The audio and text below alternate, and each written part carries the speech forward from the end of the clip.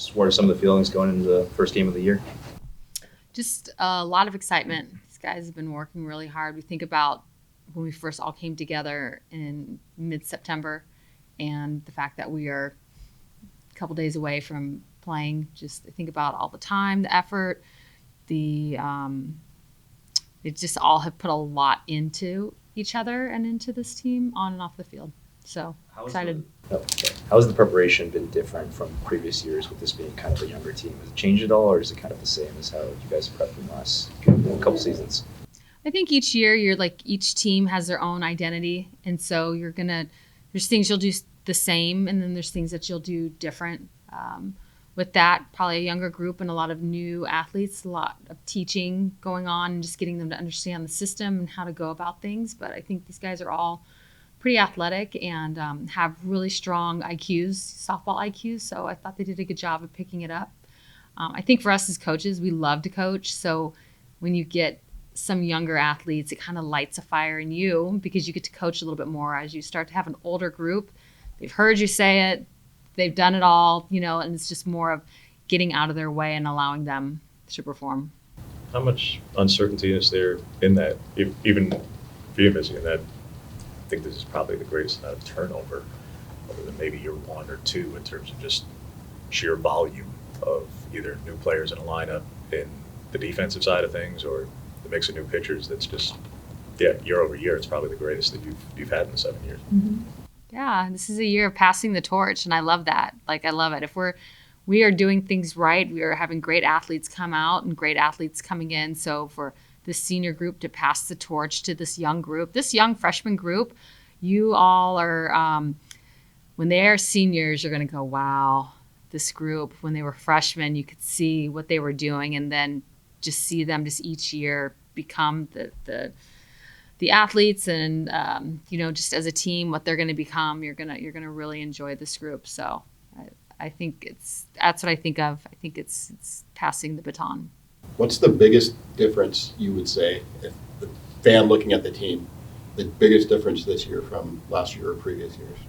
I just think with this group, it's just their energy. Their energy is just a different energy, and everybody asks if it's just because you have so many freshmen, and it's not that. I mean, you have a fifth year that just walked out of the room that has one of the most biggest energy, biggest, personalities on the field, and she's in her final year. So I think just the combination of the different athletes that we have in here and what they bring, you'll feel that from her, but then you'll feel that from Stephanie, who's a freshman. And so they all work really well together. They complement each other, and they just really enjoy what they're doing with each other. What kind of metrics do you have to assess the success of the team? I know every team has their own identity besides the wins and losses, but are there any goals along the way or metrics that you're using to kind of measure where the team's at? Yeah, I mean, you have softball, actual softball type metrics to see, pitchers, how fast they're spinning the ball and what their velo looks like and how far we're hitting it. We have all of that we deal with. But to me, I think it just starts off day one where the first thing we do is we get together and we go on a retreat. And that's the blueprint for the year. That's them understanding what they need from each other, how they need to go about it. And that sets the tone to me for the year. I think one metric, I guess I would say, would be the program, the things that they were challenged to do there. They learned that there's a difference between hard and a difference between challenging.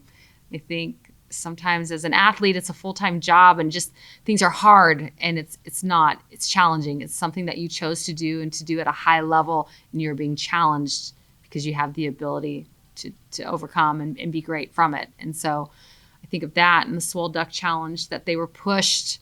And I think those two things particular with the retreat is what you're going to see the product on the field. It's going to come from what they did in the fall with that.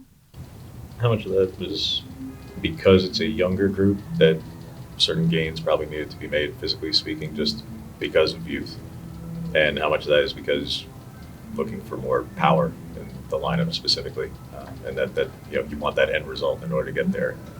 You probably probably need those games for those purposes specifically, but how much was youth driven and how much was purpose driven, I guess? Yeah, I think anything we do, it always starts in the weight room. So I think about Coach KJ and how just on a daily basis what she's done with them. And you heard Kai talk earlier about Kedri. She's probably one of our strongest athletes, and you wouldn't think that looking at her because she's so long and slender, but she's tough. She's got some physical strength. So I think Coach KJ does a great job of that. And so you get that in the weight room. You get that with Swole Ducks, and you get that with the program, but then you also get the mental side of it as well. And knowing that if I can get through this Swole Duck challenge, I can certainly get through this game. Like they're gonna be pushed to things this season, and they're gonna think about things that they did in the fall, and they're like, this is nothing. What I did in the fall, if I can do that, I can do anything as an individual and as a team. So I think the mindset is what we wanted to get out of them, is just to be mentally tough and be able to handle anything that comes their way. Talked about Kai and also including Paige as well. Last year it was a lot of veterans on the year, a lot of seniors, a lot of experience. I mean, just how have you seen those two specifically kind of grown as leaders, with this young squad in the offseason? They've embraced it, and it's very, very important to them to lead this team on and off the field and to have deep relationships and to invest in all of their teammates as people, because when you invest in the people, then the softball stuff is a lot easier, and they understand that and have done a really, really good job of that. Our team trusts them, that we will follow them and to lightness or darkness, like we will follow them because of the trust that they have created with our team. So You were talking about the freshman group, seeing them as a group. I mean, Emma comes to mind, the personality. In your experience with, softball over the long time that you've been doing it, how does this group compare to previous groups that you've experienced, or is this completely, from the outside looking in, it's very unique? They don't act like freshmen. This is an exciting group. I think of all the years that I've coached, and could I compare them to some groups that I've coached in the past? And I definitely, for sure. And I just think, we always talk about that whole potential thing. Oh, she has so much potential. But to me, it's not. It's this group. There's something about this group that is different, and everybody says it. And it's just the way they go about their business on the field, off the field, the energy that they exude on a daily basis. It's just a different feel. And I would say it's a feeling that feels really good. And their teammates appreciate that. We appreciate that. And it rubs off on everybody. And it doesn't just come from the freshmen. Like I said, it comes from all different athletes on this team. So it's not just like a youthful thing. It's just a confident, we are in this together. We have put in the work. We love to play softball. We want to be great. We're not afraid to be vulnerable. We have a competitive, edge and chip. Like it's just a really good feeling with them. What's the biggest question you have entering this first weekend of this group? Is there something either tangibly or measurably or immeasurably, because last year's team had so many seniors? Is there an element there that you're looking for an answer that until you play games you just can't have yet? Yeah, I think with the older groups, you can kind of go in and trust.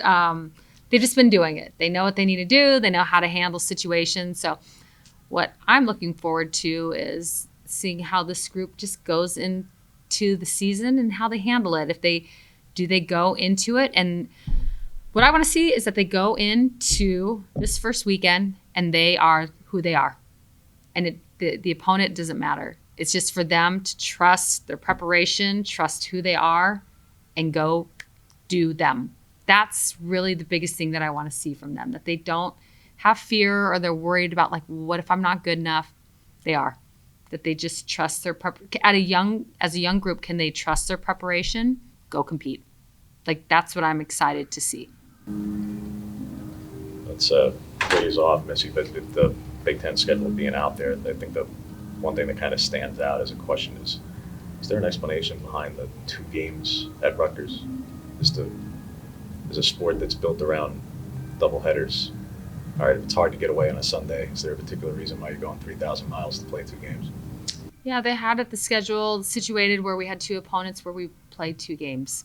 And so Rutgers was one of those opponents. And so that's just how it worked out. Is that practical? Is that practical? You know what? Rutgers, we got circled because none of us have ever been there before. And we get to go to New York City the day before, and then we get to play them on Friday, we get to play them on Saturday, and then get back on Sunday. And so looking for us on the inside, we're thrilled. We can't wait, and we're ready to go. So I think for us, we're not looking at, okay, we got to travel to Rutgers, or we got to do this, or we got to do that. We're saying we get to go to New York City. We get to go to Rutgers. We play them 2 games this year. Absolutely, we can't wait. And that's what you will feel from this group, is that we get to, not like, ugh. One thing, as you've been talking, I just kind of jogged my memory, but going all the way back to version 1, something that was talked about, because there were also a lot of freshmen, but they didn't know what they didn't know. Yep. They were kind of, once they got punched in the face, they didn't really care, like, well, you're not better than me, and, they got right back up kind of thing. Is that kind of what you're talking about with this team, but with the benefit of having the leadership of a Kai and a Paige, more veteran, more experienced than, say, what version 1 had? Yeah, I think we have a good balance. Like, we've got some young, inexperienced athletes that are very talented. We've got some older athletes that have been there, done that, and can help guide. I really like the combination that we have. But yes, when you're freshmen, you don't know. You just go and play. You don't know the rivalry. You don't know this. You don't know. You just show up because you love the game and you want to play. And then you've got great leaders in our upperclassmen to guide you, with Paige, Kai, with Stacy, with Des. You think of with Kedri, these guys that they've been on their journey for a long time, and they're able to, and they want to help this young group move along quickly. So when you have a young group and you have some talented older athletes, the young group is forced to play at a higher level immediately because of the expectation and the standard that is held with the older group. And that's the combination that you'll see on this team.